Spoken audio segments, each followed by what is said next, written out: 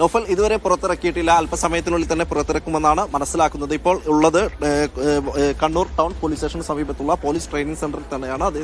അതിനുള്ളിലാണ് ഇപ്പോൾ അദ്ദേഹവും പോലീസ് ഉദ്യോഗസ്ഥർ, അതായത് ഉന്നത പോലീസ് ഉദ്യോഗസ്ഥരൊക്കെ തന്നെ ഉള്ളത്. ഇപ്പോൾ അദ്ദേഹത്തെ ചോദ്യം ചെയ്തു വരികയാണ്. അദ്ദേഹത്തിൽ നിന്നും എങ്ങനെയാണ് ജയിൽ ചാടിയത് ഇതടക്കമുള്ള കാര്യങ്ങളിൽ അദ്ദേഹത്തിൽ നിന്ന് വിവരങ്ങൾ തേടിക്കൊണ്ടിരിക്കുകയാണ്. ഏതായാലും അല്പസമയത്തിനുള്ളിൽ തന്നെ അദ്ദേഹത്തെ പുറത്തിറക്കി വൈദ്യപരിശോധനയ്ക്ക് കൊണ്ടുപോയി അതിനുശേഷം മജിസ്ട്രേറ്റ് മുന്നിൽ ഹാജരാക്കുമെന്നാണ് മനസ്സിലാക്കുന്നത്. ഇപ്പോൾ ടൗൺ കണ്ടെടുത്തു എന്ന് പോലീസ് നേരത്തെ വ്യക്തമാക്കുകയുണ്ടായി. സിറ്റി പോലീസ് കമ്മീഷണർ നേരത്തെ പറഞ്ഞു ഗോവിന്ദസ്വാമിയുടെ കയ്യിൽ നിന്ന് ചില ടൂളുകൾ കണ്ടെടുത്തിട്ടുണ്ട്. എന്തൊക്കെ തരം ടൂളുകളാണ് എന്ന് വ്യക്തമായിട്ടുണ്ടോ? മറ്റ് എന്തൊക്കെ സാധനങ്ങളാണ് ഇയാളുടെ കൈവശം ഉണ്ടായിരുന്നത് എന്നതിനെ കുറിച്ചുള്ള പോലീസ് വ്യക്തമായ വിവരം നൽകുന്നുണ്ടോ?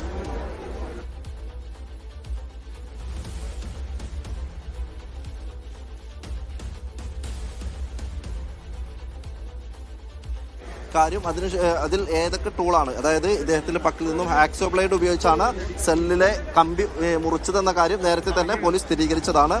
അതിനുശേഷവും ഈ നേരത്തെ പോലീസ് ഉദ്യോഗസ്ഥർ കണ്ടപ്പോൾ പറഞ്ഞത് ചില ടൂളുകൾ ഇദ്ദേഹത്തിന്റെ കയ്യിൽ നിന്നും കണ്ടെത്തിയിട്ടുണ്ട്. അത് ഏതൊക്കെ ടൂളുകളാണെന്ന കാര്യത്തിൽ പോലീസാണ് ഇനി കുറെ കൂടി വിശദീകരണം നൽകേണ്ടത്. അത് സംബന്ധിച്ചുള്ള ഒരു കൃത്യമായ ഒരു സ്ഥിരീകരണം നൽകേണ്ടതും പോലീസാണ്. ഏതായാലും ഇതുമായി ബന്ധപ്പെട്ട് അദ്ദേഹത്തെ കൂടുതൽ ചോദ്യം ചെയ്തതിനു ശേഷം ഒരുപക്ഷെ ഇക്കാര്യത്തിൽ ഒരു സ്ഥിരീകരണം പോലീസിന്റെ ഭാഗത്തുണ്ടാകുമെന്നുള്ളതാണ് മനസ്സിലാക്കുന്നത്. ഏതായാലും 20 ദിവസത്തോളം നീണ്ട ഒരു ആസൂത്രണത്തിന് ഒടുവിലാണ് അദ്ദേഹം ജയിൽ ചാടിയതെന്നുള്ളതാണ്, ഗോവിന്ദസ്വാമി ജയിൽ ചാടിയതെന്നുള്ളതാണ് പോലീസ് ഇപ്പോൾ പറയുന്നത്. അതിനുവേണ്ടി ഇദ്ദേഹം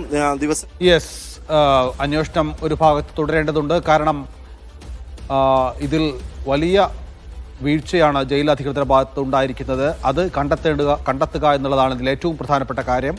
കാരണം ഇനിയും കൊടും കുറ്റവാളികൾ കേരളത്തിലെ പല ജയിലുകളിലായി താമസിക്കുന്നുണ്ട്. അവരൊക്കെ ഇതുപോലെ ജയിൽ ചാടാൻ ശ്രമം നടത്തിയാൽ അത് പരാജയപ്പെടേണ്ടതുണ്ട്. അതിനുള്ള ശ്രമങ്ങൾ സർക്കാരിന്റെ ഭാഗത്തുനിന്ന് ഉണ്ടാകേണ്ടതുണ്ട്.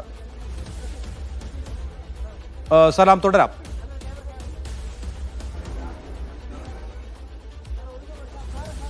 നോഫൽ, ഇക്കാര്യത്തിൽ ഏറ്റവും വലിയ വീഴ്ച വന്നിരിക്കുന്നത് ജയിൽ അധികൃതരുടെ ഭാഗത്തു നിന്നാണ്. അവർ ഇക്കാര്യത്തിൽ CCTV നിരീക്ഷിക്കുന്നതിലടക്കം ഒരാൾക്ക് ചാർജ് ഉണ്ടാകേണ്ടതാണ്. എന്നാൽ ആ രീതിയിൽ CCTV കൃത്യമായി നിരീക്ഷിച്ചില്ല എന്നുള്ളത് തന്നെയാണ് മനസ്സിലാക്കുന്നത്. അതിനുശേഷമാണ് 6:30 കൂടിയാണ് പോലീസിന് വിവരം ലഭിക്കുന്നത്. പോലീസ് അതിനുശേഷം നടത്തിയ അന്വേഷണത്തിൽ ഏതാണ്ട് 3-4 മണിക്കൂറിനുള്ളിൽ തന്നെ ഇദ്ദേഹത്തെ കണ്ടെത്താനായി. അതുകൊണ്ട് പോലീസിന്റെ ഭാഗത്തുനിന്നും കൃത്യമായൊരു അന്വേഷണം ഉണ്ടായി എന്നുള്ളതാണ് പോലീസ് ഉദ്യോഗസ്ഥർ പറയുന്നത്. ഏതായാലും പൊതുജനങ്ങളുടെ ഒരു സഹകരണമാണ് ഇക്കാര്യത്തിൽ ഇദ്ദേഹത്തെ പെട്ടെന്ന് തന്നെ കണ്ടെത്തുന്നതിന് വലിയ സഹായമായിട്ടുള്ളത്. ഏതായാലും ഗോവിന്ദസ്വാമിയെ കണ്ടെത്തുന്നതിന് സഹായകമായത് പൊതുജനങ്ങൾ ഇക്കാര്യങ്ങൾ, അതായത് മാധ്യമങ്ങൾ കൃത്യമായി വിവരങ്ങൾ പുറത്തേക്ക് നൽകിയപ്പോൾ ഒരു 3 ആളുകൾ, അതായത് 3 ദൃക്സാക്ഷികൾ നൽകിയ മൊഴികളുടെ അടിസ്ഥാനത്തിൽ പോലീസ് നടത്തിയ അന്വേഷണത്തിലാണ് ഇയാളെ കണ്ടെത്താനായിട്ടുള്ളത്. ഇയാളെ കണ്ടെത്തിയത് ഈ തളാപ്പ് എന്ന് പറയുന്ന ഒരു സ്ഥലത്ത്, അവിടെ ആളൊഴിഞ്ഞൊരു വിജനമായ ഒരു സ്ഥലത്ത് ഒരു വീടിന് കിണറിനുള്ളിൽ വെച്ചാണ് ഇയാളെ കണ്ടെത്തിയിട്ടുള്ളത്. ഇതിൽ പോലീസിന് ലഭിച്ച നേരത്തെ സൂചിപ്പിച്ചതുപോലെ ദൃക്സാക്ഷികളുടെ മൊഴികളുടെ അടിസ്ഥാനത്തിൽ പോലീസ് നടത്തിയ ഒരു അന്വേഷണത്തിലാണ് ഇദ്ദേഹം അവിടെയുണ്ട്, അല്ലെങ്കിൽ ഇയാൾ അവിടെയുണ്ട് എന്നുള്ള കാര്യം പോലീസിന് മനസ്സിലാകുന്നത്. അതിനുശേഷം പോലീസ് അവിടെ എത്തി പരിശോധനകൾ പൂർത്തീകരിച്ചപ്പോൾ ഇതിനുള്ളിൽ, ഈ കിണറ്റിനുള്ളിൽ ഈ ഗോവിന്ദസ്വാമി ഉള്ളതാണ്. ഇപ്പോൾ നമുക്ക് ദൃശ്യങ്ങളിൽ കാണാം. ഗോവിന്ദസ്വാമിയെ പുറത്തേക്ക് വീണ്ടും വൈദ്യ പരിശോധനയ്ക്കായി പുറത്തേക്ക് ഇറക്കുകയാണ്. അദ്ദേഹം കൊഴിഞ്ഞു വീഴുന്നുണ്ട്. അദ്ദേഹത്തിന് ചില ദേഹാസ്വാസ്ഥ്യം സംഭവിച്ചതുപോലെയുള്ള അഭിനയമാണോ എന്ന കാര്യത്തിൽ അറിയില്ല.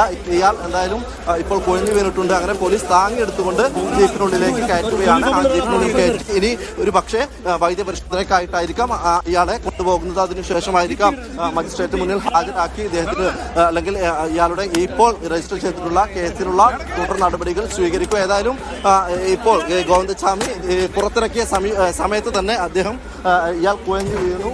അങ്ങനെ പോലീസ് മുമ്പിൽ ഒരു അഭിനയമാണോ എന്ന കാര്യത്തിൽ അറിയില്ല. ഇയാൾ കുഴഞ്ഞു വീണതിനു ശേഷം പോലീസ് ഉദ്യോഗസ്ഥർ താങ്ങിയെടുത്തുകൊണ്ടാണ് ജീപ്പിനുള്ളിലേക്ക്